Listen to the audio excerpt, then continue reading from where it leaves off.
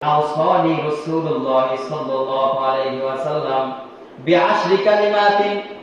হযরত মুআয ইবনে জাবাল বলেন, সরকারে দো আলম আমাকে 10টি নসিহত করলেন।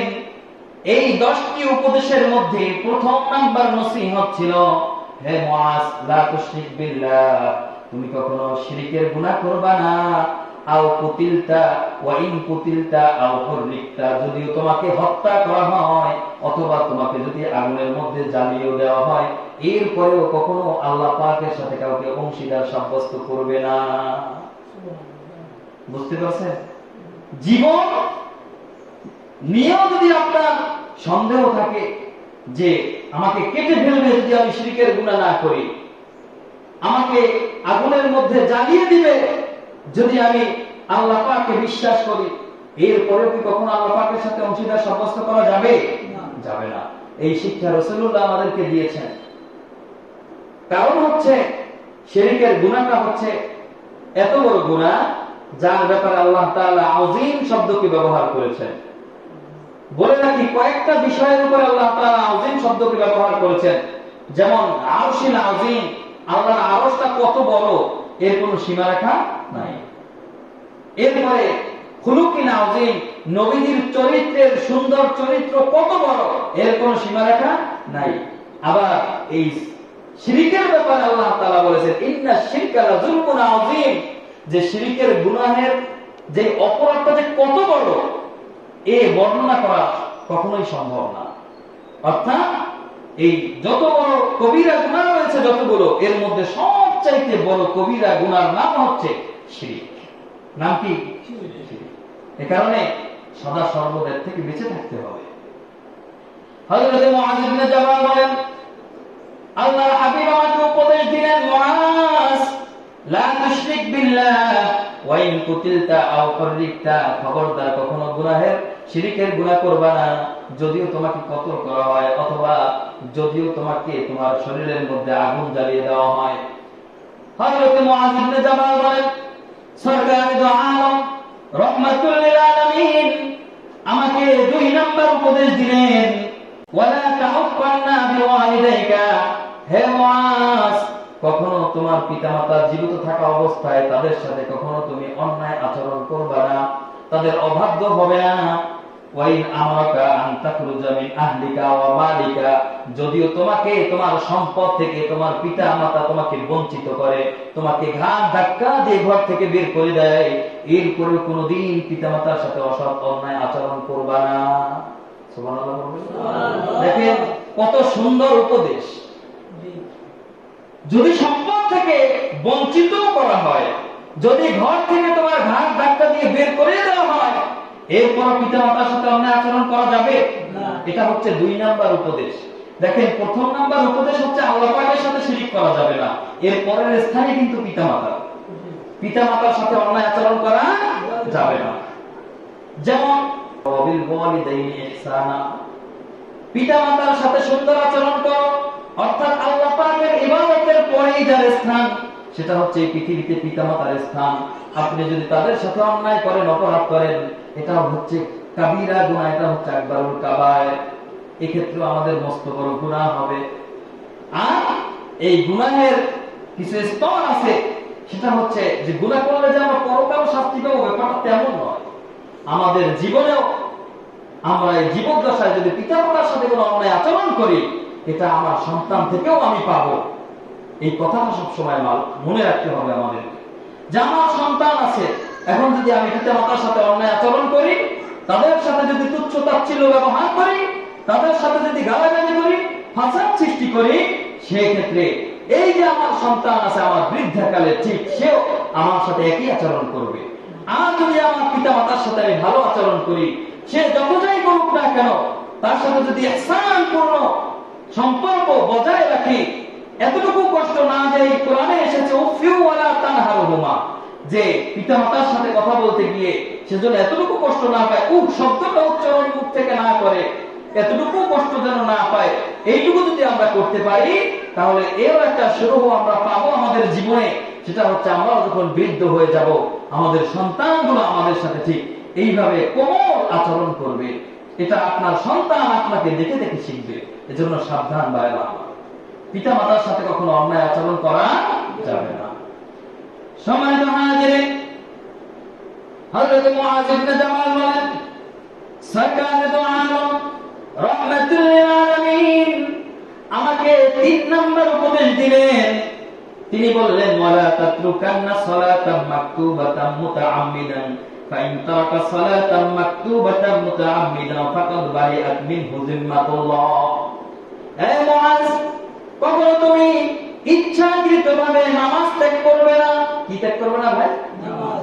ইচ্ছাকৃতভাবে নামাজ ত্যাগ করবে না। যদি তুমি ইচ্ছাকৃতভাবে নামাজ ত্যাগ করো তাহলে আল্লাহ তাআলা বেজার হয়ে যাবে। আল্লাহর হাবিব কারণটা এখানে বাতলায় দিলেন, ফাকাদ বারিআত মিনহু যিম্মাতুল্লাহ। যেই ব্যক্তি ইচ্ছাকৃতভাবে নামাজ ত্যাগ করে, নামাজ তরক করে, তো আল্লাহ তাআলার জিম্মা থেকে ওই ব্যক্তি দূরীভূত হয়ে যায়। নাউজুবিল্লাহ বলেন। ইচ্ছাকৃতভাবে যদি কেউ নামাজ ছাড়ে, তাহলে কোন কোন বর্ণনা এসেছে যে তার মধ্যে ঈমান থাকে না। তার মধ্যে কি থাকে না? এই নামাজ তো এমন একটা গুরুত্বপূর্ণ ইবাদত, কে মুমিন কে কাফের এটা পার্থক্য করে এই নামাজ। যে ব্যক্তি নামাজ পড়ে সে মুমিন, যে নামাজ পড়ে না সে অস্বীকারী কাফের। কি কিছু বুঝতে পারছেন? এজন্য ইচ্ছাকৃতভাবে নামাজ ত্যাগ করা যাবে? বলি তো যাবে না, কিন্তু ফজরের তো অত লোক পাওয়া যায় না। কি বলে 7-8 জন নিয়ে নামাজ পড়ি, আলহামদুলিল্লাহ। প্রাথমিক অবস্থায় তো 2-3 জন নিয়ে নামাজ পড়া লাগছে। এখন তো মোটামুটি বলতে বলতে আপনারা অনেকেই সাড়া দিয়েছেন। আমার এখানে কিছু মুসল্লি সাহেবরা রয়েছেন, তাদের অন্য কোনো কাজ মিস হতে পারে কিন্তু নামাজ তাদের মিস হয় না। আলহামদুলিল্লাহ বলেন। আল্লাহ তাআলা যেন এমন প্রত্যেক মুসল্লিকে এইভাবে সালাতের প্রতি গুরুত্ব দেওয়ার তৌফিক দান করেন বলি আমিন। তাহলে ইচ্ছাকৃতভাবে যদি কেউ নামাজ ত্যাগ করে, তাহলে আল্লাহ পাক যে তার দায়িত্ব নিয়েছে, তাকে ভরণ পোষণের দায়িত্ব নিয়েছে, আল্লাহ তাআলা এই দায়িত্ব তাকে ছেড়ে দেন তার উপরে। তার কোনো দায়িত্ব আল্লাহ পাকের সাথে সম্পৃক্ত থাকে না। এজন্য আল্লাহ পাক যদি আমাদের উপর থেকে এই দায়িত্ব উঠিয়ে নেয়, তাহলে আমাদের অবস্থা কেমন হবে একটু চিন্তা করে দেখেন। সম্মানিত হাজিরিন, এরপরে 4th নম্বর উপদেশ, এটা একটা গুরুত্বপূর্ণ বিষয়। হযরত মুআয ইবনে জাবাল বলেন, সরকারে দু আলম হাবিবে কিবরিয়া মুহাম্মদুর রাসূলুল্লাহ সাল্লাল্লাহু আলাইহি ওয়াসাল্লাম তিনি আমাকে উপদেশ দিলেন, 4th নম্বর উপদেশ, ওয়ালা তাশরাবান্না খামরান ফাইন্নাহু রাসু কুল্লি ফাহিশা। হে মুআয, কখনো তুমি মদ পান করবে না। কি পান করবে না? মদ পান করবে না। কেন না? ফাইন্নাহু রাসু কুল্লি ফাহিশা। মদ হচ্ছে যাবতীয় অশ্লীল কার্যকলাপ, যাবতীয় অপরাধের মূল উৎস হচ্ছে মদ। বলেন নাউজুবিল্লাহ। এবার ইচ্ছাকৃতভাবে মদ পান করা যাবে? অনিচ্ছায় যাবে? কেউ যদি মদ পান করতে গিয়ে বিসমিল্লাহ পড়ে ফেলে, ওই ব্যক্তি সাথে সাথে কাফের হয়ে যাবে। নাউজুবিল্লাহ বলেন। চিন্তা করে দেখেন কত বড় অন্যায়। খবরদার, মদ পান এটা মারাত্মক কবিরা গুনাহ। এই স্তরগুলো দেখেন যে মদ পান কতটা নিকৃষ্টতম গুনাহ, আপনারা জানলে অবাক হবেন। মদ পানকে হাদিসের ভাষায় সমস্ত পাপের মা বলা হয়েছে। মদকে হাদিসের ভাষায় সকল পাপের মা বলা হয়েছে। নাউজুবিল্লাহ বলবেন না? একটা গুনাহ কেন বলা হয়েছে মদ পানকে যে সমস্ত পাপের মা? এর কারণ হচ্ছে এটা, যখন কেউ মদ পান করে সে ওই পর্যন্ত স্থির থাকে না, তার দ্বারা আরো অনেক অপরাধ হয়। একটা পাপের জের ধরে আরো হাজারো পাপ তার দ্বারা সংগঠিত হয়। এ কারণে এই মদ পানকে সমস্ত পাপের মা বলা হয়েছে। আল্লাহ তাআলা যেন আমাদের প্রত্যেকের সন্তানগুলোকে, আমাদের প্রত্যেককে মদ পান থেকে বিরত থাকার তৌফিক দান করেন বলি আমিন। সম্মানিত হাজিরিন, আবার কেউ যদি এরকম অভ্যাস থেকে থাকে যে সে নেশা ছাড়া থাকতে পারে না, কি বলেন, সমাজে এমন কিছু ছেলে পেলে আছে, ভাত না দিলেও চলবে কিন্তু নেশা আমার লাগবেই। এটা আপনারা সহজেই বুঝতে পারবেন যে পৃথিবীতে যে ঘরের মধ্যে একটা মদ পাই থাকে, একটা নেশাগ্রস্ত সন্তান থাকে, ওই সংসারটা পৃথিবীর মধ্যে জ্যান্ত একটা জাহান্নামে পরিণত হয়। ঠিক কিনা বলে? সম্মানিত হাজিরিন, যদি কেউ বুঝতে পারে যেটা আমার জন্য অন্যায় হয়েছে, কারণ মদ পান একটা মস্ত বড় গুনাহ, মদ পান করার পর 40 দিন পর্যন্ত তার কোনো ইবাদত বন্দেগী কবুল হয় না। এই 40 দিন পর্যন্ত তার মূত্রথলির মধ্যে মদ অবস্থান করতে থাকে। কিন্তু মদ এটা যদি আপনার শরীরের মধ্যে প্রবেশ করে, এটা আর বের হওয়ার প্রয়োজন নাই। যতদিন পর্যন্ত থাকবে ততদিন পর্যন্ত কোনো ইবাদত কবুল হবে না, কোনো মুনাজাত কবুল হবে না, কোনো সিজদা কবুল হবে না। বরঞ্চ এই 40 দিনের মধ্যে যদি ওই ব্যক্তিটা ইন্তেকাল করে, তাহলে সে কখনো ঈমান নিয়ে আল্লাহর ডাকে সাড়া দিতে পারবে না। নাউজুবিল্লাহ বলবেন। এই 40 দিনে যদি সে মারা যায়, তাহলে সে একজন বেঈমান হয়ে মারা গেল। নাউজুবিল্লাহ বলেন। ভাইরা আমার, এজন্য এটার থেকে সাবধান থাকতে হবে। এখনো সময় আছে, যদি কেউ বুঝতে পারে যে মদ পান করে ফেলেছি, আল্লাহ তাআলা আমাকে কি ক্ষমা করবেন? অবশ্যই তিনি ক্ষমা করবেন। কারণ কুল ইয়া ইবাদিয়াল্লাযীনা আসরাফু আলা আনফুসিহিম লা তাকনাতু মির রাহমাতিল্লাহ ইন্নাল্লাহা ইয়াগফিরুয যুনুবা জামিআ। আল্লাহ তাআলা জানা দিলেন, হাবিব আপনি আপনার উম্মতদেরকে ডেকে ডেকে বলে দেন, যে সমস্ত উম্মতগুলো পৃথিবীতে বসে গুনাহ করতে করতে তার কলবটাকে কালো কুচ্ছিরি করে ফেলেছে, নফসটাকে ধোলাই করতে করতে দুর্বল করে ফেলেছে, এই সমস্ত উম্মতগুলোকে আপনি জানায় দেন, তারা যদি আমি আল্লাহ পাকের রহমত থেকে নৈরাশ না হয়ে যায়। ইন্নাল্লাহা ইয়াগফিরুয যুনুবা জামিআ, আমি আল্লাহ তাআলা তার জীবনের সব গুনাহগুলো মাফ করে দিব, সব গুনাহ মাফ করে দিব, একটা গুনাহও রাখবো না, শুধু মাফই করব না। যদি বান্দা তওবা করে জীবনের সব গুনাহগুলো আমি আল্লাহ তাআলা নেকির দ্বারা পরিবর্তন করে দিব।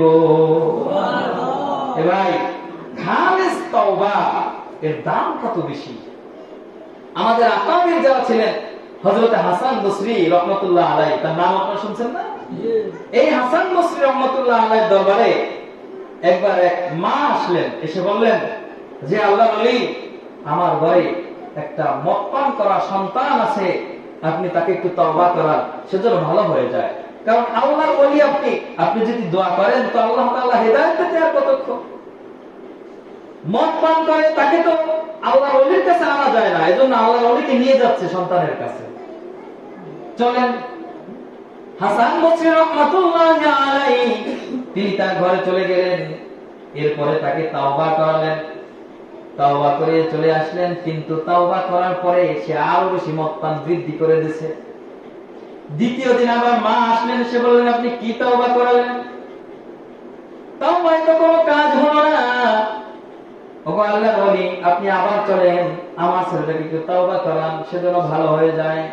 দ্বিতীয়বার আবার হাসান বসরি রাহমাতুল্লাহ আলাইহি তাওবা করার জন্য তার গৃহে চলে গেলেন, ছেলেকে তাওবা করালেন, কিন্তু তিনি ভালো হলেন না, আরো বেশি মদ পান বাড়িয়ে দিলেন। এইবার তৃতীয় দিন মা এসে বললেন, ওগো হাসান বসরি, আমার ছেলেটা মদ পান করতে করতে সে এত বেশি অচেতন হয়ে গিয়েছে, মনে হয় না সে বেশিক্ষণ আর বেঁচে থাকবে, সে হয়তো বা ইন্তেকাল করবে, সে হয়তো বা মারা যাবে। আপনি তার জন্য একটু তওবার ব্যবস্থা করেন, তার কাছে গিয়ে তাকে একটু তওবা করান। এইবার হাসান বসরি বসে রইলেন, কোনো কথা বলেন না। তিনি বললেন, না, যাওয়া যাবে না, 2 বার তওবা করিয়েছি, সে ফিরে আসে নাই, অতএব আল্লাহ তাআলা হয়তো তাকে হেদায়েত দিবে না, তাকে আর তওবা করাবো না। ঘটনাক্রমে রাত্রিবেলায় সন্তানটা ইন্তেকাল করলেন মদ পান করতে করতে। কি একটা অবস্থা দাঁড়িয়েছে! সকালবেলা জানাজার ব্যবস্থা করা হলো। পরের দিন সকালবেলা আবার ওই মা ছুটে আসলেন, এসে বললেন, ওগো আল্লাহর ওলি, আমার সন্তানটা ইন্তেকাল করেছে, আপনি তো তওবা করিয়েছিলেন, কিন্তু তো সে ফিরে আসে নাই। আপনি যদি আমার সন্তানটার জানাজা পড়ান, তাহলে হয়তো বা এই ওসিলায় আল্লাহ তাআলা তাকে ক্ষমা করবেন। হাসান বসরি বলে, না, কোন মদ পানের জানাজা আমার উপস্থিত হওয়া যাবে না। যদি আমি আজকে তার জানাজা পড়াতে যাই, তাহলে এই গ্রামের, এই মহল্লার প্রত্যেকটা জেনাকার যখন ইন্তেকাল করবে, মৃত্যুবরণ করবে, তাদের জানাজাও তাহলে আমার জন্য ওয়াজিব হয়ে যাবে, আমাকে তখন পড়াতে হবে। এই জন্য আমি এই মদ পানের এই ব্যক্তির জানাজায় উপস্থিত হতে পারবো না, চলে যান আপনি। এইবার রাত্রিবেলা হযরত হাসান বসরি রাহমাতুল্লাহ আলাইহি তিনি ঘুমিয়ে পড়লেন। তো সকালবেলা উঠে দেখতে পেলেন যে জানাজায় কোনো লোক উপস্থিত হয় না, শুধু লাশের পাশে মা দাঁড়িয়ে আছে, কোন লোক জানাজার কাছে উপস্থিত হয় নাই। তো হঠাৎ করে দেখলেন যে পথ ধরে হযরত হাসান বসরি রাহমাতুল্লাহ আলাইহি তিনি জানাজার জন্য চলে আসলেন। তার সাথে সাথে অনেক লোকজন চলে আসলো, এসে বলল, ও আল্লাহর ওলি, আপনি তো এখানে জানাজায় আসবেন না ঘোষণা দিয়েছেন, এ কারণে আমরা গ্রামবাসী কেউই রাজি হই নাই তার জানাজা পড়ার জন্য। কিন্তু আপনি যখন আবার আসলেন আমরা বসে থাকতে পারলাম না, আপনার কাছে আবার আপনার সাথে সাথে আমরা জানাজায় চলে আসলাম। কিন্তু কারণটা কি? আপনি তো বললেন যে জানাজা পড়াবেন না, এখন আপনি কেন জানাজার জন্য আসলেন? এইবার হাসান বসরি রাহমাতুল্লাহ আলাইহি বলেন, আমি যখন রাতের বেলা ঘুমিয়েছি, যদি ওই ছেলেটার জানাজা পড়তে অস্বীকার করেছি, কিন্তু রাত্রিবেলা দেখি সরকার দো আলম রাহমাতুল লিল আলামিন তিনি চলে আসলেন, এসে বললেন, হাসান রে, তুমি তো বলেছো যে এই ছেলেটার জানাজা তুমি পড়াবে না, কিন্তু সে মৃত্যুর সময় এমন খালেস তওবা করেছে, এমন ভাবে তওবা করেছে, তিনি এটাও বলেছে যে জীবনে যদি আর কোনোদিন বেঁচে থাকি তাহলে আর কোনোদিন ভুলেও কোনোদিন আর কোনোদিন মদ পান করব না, এইভাবে তিনি বলেছেন। অতএব সে তওবা করেছে, তুমি এই তওবার খাতিরে আল্লাহ তাআলা তার জীবনের সব গুনাহগুলো মাফ করে দিয়েছেন, যাও যাও তুমিও তার জানাজায় গিয়ে শরীক হয়ে তার জানাজা পড়িয়ে দাও। বলেন না সুবহানাল্লাহ। ভাইরা আমার, তওবার দাম আছে না নাই? হযরত হাসান বসরি বলে যে আজকে আমি এখানে কোন মদ পাইর জানাজায় আসি নাই, আমি এসেছি তাওবা গ্রহণকারী একজন আল্লাহর বান্দা তাওবার উত্তর দেওয়ার জন্যই এই জানাজায় উপস্থিত হয়েছে। আল্লাহ তাআলা তাকে ক্ষমা করে দিয়েছেন, তোমরাও পৃথিবীর মানুষ তাকে ক্ষমা করে দাও। ভাই, এই জন্য তাওবা করতে হবে। কবিরা গুনাহ অনেকগুলো আছে। তো মুআয ইবনে জাবালের সেই উপদেশ মনে আছে তো আপনাদের? কয়টা বলছিলাম? 10টার মধ্যে 4টা। ওয়ালা তাশরাবান্না খামরান, হে মুআয, কখনো মদ পান করবে না, ফাইন্নাহু রাসু কুল্লি ফাহিশা, কারণ সকল অশ্লীল কাজের মূল উৎস হচ্ছে মদ। এরপরে হযরতে মুআয ইবনে জাবাল বলেন রাহমাতুল লিল আলামিন আমাকে 5ম নাম্বার উপদেশ দিলেন, হে মুআয, তুমি কখনো গুনাহের কাজ করবে না, গুনাহের থেকে তুমি সব সময় পরহেজ করবে, গুনাহের কাজে কখনো লিপ্ত হবে না, কারণ যেই ব্যক্তি গুনাহের কাজে লিপ্ত হয় ওই ব্যক্তির প্রতি স্বয়ং আল্লাহ তাআলা রাগান্বিত হয়ে যায়। যেই ব্যক্তি গুনাহের কাজে লিপ্ত হয় ওই ব্যক্তির উপর স্বয়ং কে রাগান্বিত হয়? আল্লাহ তাআলা। এরপরে 6ষ্ঠ নাম্বার উপদেশ হলো যে হে মুআয, যখন যুদ্ধের ময়দানে তুমি উপস্থিত হবে, অর্থাৎ কাফের এবং মুমিন দুই পক্ষে যখন যুদ্ধ লেগে যাবে, তুমি যুদ্ধের ময়দানে উপস্থিত হবে, এই যুদ্ধ থেকে কখনো তুমি পলায়ন করবে না, এটাও একটা কবিরা গুনাহ। যুদ্ধের ময়দান থেকে পলায়ন করা কি গুনাহ? কবিরা গুনাহ। এরপরে বললেন ওয়াইন হালাকান নাস, যদি তোমার সপক্ষের সকল লোক ধ্বংস হয়ে যায়, কথাটা বোঝেন না? যুদ্ধের ময়দানে কাফের যদি তোমার পক্ষের সব লোককে হত্যা করে ফেলে, কিন্তু তুমি একা জীবিত আছো, এখন তুমি পালিয়ে আসতে পারো, কিন্তু তখনও তোমার পালানো যাবে না। এটাই হচ্ছে যুদ্ধের নিয়ম। 7 নাম্বার নসিহত, হযরতে মুআয বলেন যখন কোন মানুষের মধ্যে মহামারী দেখা দিবে, কোন জনপদের মধ্যে মহামারী দেখা দিবে, ও মুআয, তুমি ওই জনপদ ছেড়ে কখনো অন্যথায় পলায়ন করবে না, অন্যথায় চলে যাবে না, ওই জনপদের মধ্যে অবস্থান থাকবে। আজকে যে করোনা ভাইরাস এর সময় যে লকডাউন গুলো হয়েছে, এটা কিন্তু এই হাদিসকে ভিত্তি করেই হয়েছে। যে যেখানে আছে সে সেইখানেই থাকবে, ওখান থেকে যাওয়ার কোনো সুযোগ নাই। এ কারণে কিন্তু লকডাউনটা দেওয়া হয়েছিল। সম্মানিত হাজিরিন, হযরতে মুআয ইবনে জাবাল বলেন আমাকে আল্লাহর হাবিব 8 নাম্বার উপদেশ দিলেন, তুমি তোমার পরিবার পরিজনদের জন্য সাধ্য অনুযায়ী খরচ করবে। তুমি তোমার পরিবার পরিজনের জন্য সাধ্য অনুযায়ী খরচ করবে। দেখেন আমরা আজকে এমন হয়েছি যে পরিবার পরিজনের জন্য খরচ করে বারবার হিসাব করি, বারবার কি করি, হিসাব করি। অথচ কিয়ামতের ময়দানে আল্লাহ তাআলা এই পরিবার পরিজনদের জন্য যারা খরচ করবে, এই খরচটা কোনো হিসাব আল্লাহ তাআলা কিয়ামতের ময়দানে গ্রহণ করবে না। সুবহানাল্লাহ বলবেন না? অথচ আমরা আজকে একটু খরচ করে হিসাব করা শুরু করি, এটা কিন্তু ঠিক না।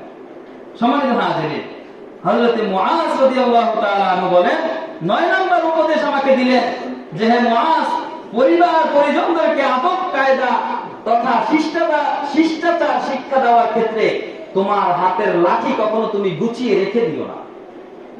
বুঝতে পারছেন?